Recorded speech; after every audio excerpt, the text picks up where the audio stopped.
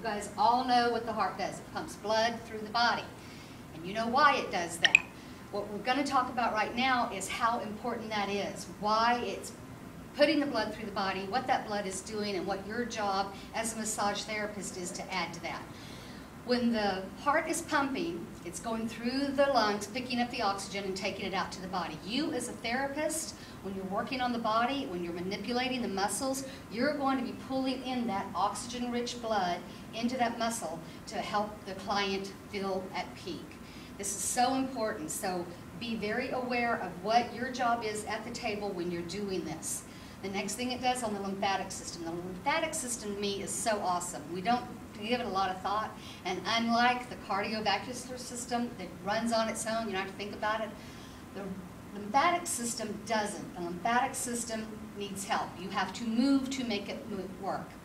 Part of massage helps it work. That working on the muscle tissue gets the lymphatic system up and flowing, helps it work at a peak level. I like to think of it as you wouldn't put a defensive tackle on your front line of your football team if he's not in peak performance. So you want your lymphatic system, which is your defensive line, in peak performance, and massage helps it get it there.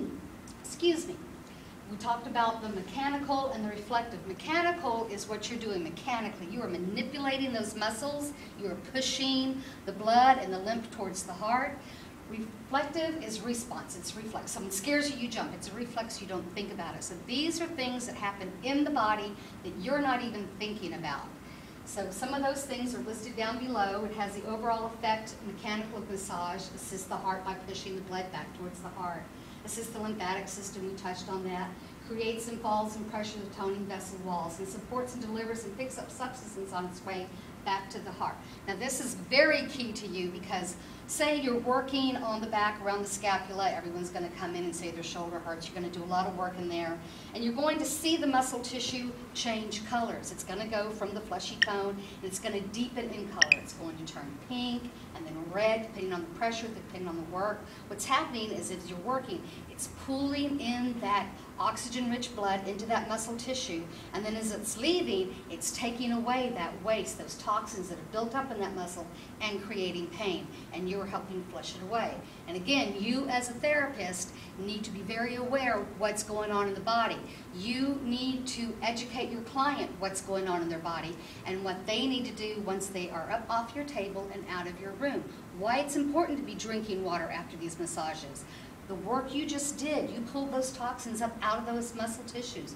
You have put them back into the system. They now need to be flushed.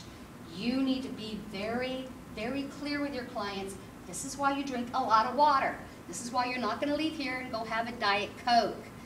Water. So, as a therapist, be aware of this because they really do look to you. They take that therapist part of your title very seriously. The reflective effects of massage, effects on the nervous system because the vasomotor nervous system responds to massage. Indirectly affects organs via the nervous system. You'll see this. You'll see their breathing change. This is one thing you want to be looking for during the massage, is how their breathing changes from the time they get on the table. During the massage, the type of work you're doing, their breathing will change. If you're doing especially deep work, you make sure they're not holding their breath. They have to breathe through it. Are you no longer doing deep work? You want to see deep, rhythmic breathing. You want, like they're almost asleep, and sometimes they will fall asleep, which is a good thing because then you know they're breathing. They're getting all that oxygen they need to be getting into the blood and out to the body while you're doing your work, so it's a beautiful synergy you've now got going. It creates a temporary increase in blood in the area, which we just talked about, but again, it's also, as it's coming through, removing the waste byproducts out. Can't focus on that enough. That is so keen to you. The overall effects of massage, we're going to go through these pretty fast because some of them I'm going to talk on more than others. Increase the system's functioning, increases range of motion. You are so going to see that they're going to come in locked up a shoulder or a neck. When they're up off the table, they're able to move. And again, you need to educate your clients what's expected of them from this massage forward to keep this longer so they have that range of motion. It decreases the feeling of anxiety and stress and the effects of the body, increases a feeling of well-being, and who doesn't like that? increases body awareness. One of the key things you've got to do in your massage is have them aware. This is your body. This is where it's hurting, and this is what we're going for. We are going to make you feel good and better, and this is a memory I want to give you to take with you. So tomorrow afternoon at 2:30, when you're in front of your desk and you're feeling stressed, you can come back to this memory and go, ah. One thing it doesn't talk about is how it helps with conditions that are already present. It helps with diabetes, asthma, high blood pressure. These are all conditions I've had clients who have come to me with, and after massage for a period of time, it lessens. They're not as dependent on their inhaler. They're not as dependent on their high blood pressure medicine. They're not as insulin dependent.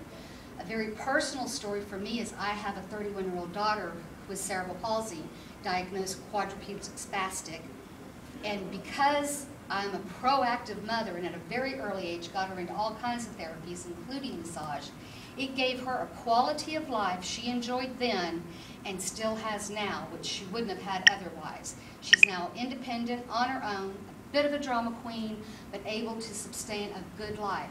And part of that is through the touch. So I want you to be very aware of how important your touch is. We don't always think about it, but say you bump your elbow, the first thing you do, you put your hand on it. Your shoulder hurts, you put your hand on it. Your head hurts, you put your hands on it. Your friend hurts, you touch them, you pat their back, you hold their hand. We have been touching people for years and not realizing the power behind that touch. And so part of the biggest thing you're going to learn in school is how powerful that touch is and what it is you're bringing to the table every time. Excuse me, on 109 of your manual, you'll see the summary of the beneficial effects of thought therapeutic massage. I want to touch on these a few more. The first one is it feels good. It does. There's nothing else like it. And for you to be able to bring that to somebody is awesome. They get to enjoy it for 50 minutes or an hour, depending on where you go to work at and what their time constraints are as to how long you get to work on that person. You, on the other hand, get to feel it all day long, every time you're in session with someone. That's something you are in that energy, you have created, the two of you together have made this contract, and you are able to carry it forth. Clients receiving massage therapy report a variety of sensations, emotions, feelings, and mental perceptions that are subjective, difficult to measure, and unique to every individual. Some clients are going to have epiphanies on your table. Some clients are going to have breakthroughs on your table. You're going to be in the middle of a session, and you're going to, on your intake interview, you always ask, how's your day going, what's going on in your life, what's hurting, what can I do? And they're going to give you some bits of information. They're not going to tell you everything.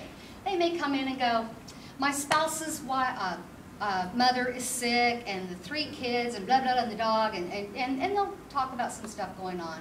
What they're not telling you is that my spouse's mother may die, so my spouse is like freaking out, and I being on the other end of that and the one now taking all that in. And so in the middle of your session, you may hit upon something, and they are able to open that gate up and let it go, and they are now either laughing or crying or shaking.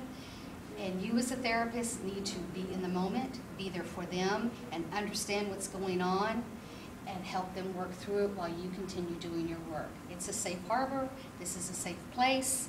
It's okay to do that here. And it does happen. Massage strengthens the immune system and promotes disease prevention. I love touching on this one because this is one of the best things we do as therapists, is we help people get better. Mentally, physically, emotionally. It's all tied in together, and it's so beautiful when it happens. You can see people come in, and I've seen it so many times. Miracles can happen. They are at wit's end. You see the difference from the time they walk in the door, the way they talk, the way they hold themselves, the way they're moving, from the time they're back up off their table and they're leaving. They're now glowing. Their speech is slowed down. They're moving better. It's more fluid, because you've taken them from being in dis-ease to putting them at ease, which prevents disease. Now, if you will turn to page 110, we need to touch on transition and flow before we get to our hands-on, because this is paramount in massage. It's a dance you're creating. You have been invited into this person's space, and the energy that you are now switching between the two of you is tangible. And so that energy has to flow, it has to move, and there's a rhythm to it.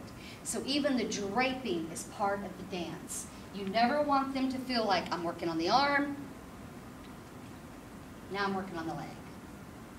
What they should feel, I'm working on the arm, covering the arm, and then covering the leg, I'm working on the leg. It's a beautiful flow. They never felt a break in energy. They never felt a break of flow. It's just one continuous. This is a beautiful thing. They're feeling connected. They're back in their body. They're aware that you're here, that they're here, and what's happening is a wonderful thing. There's some things you need to be watching for during massage. If they're pulling away from you, there's a couple of reasons. They're uncomfortable for some reason. You're hitting something that's either too sensitive or is bringing something to the surface that they may not be ready for, or you're going too deep. Their breathing changes. They're breathing too shallow. Remind them to breathe. You need to be present with them always. If they start laughing uncontrollably and it's a nervous laugh,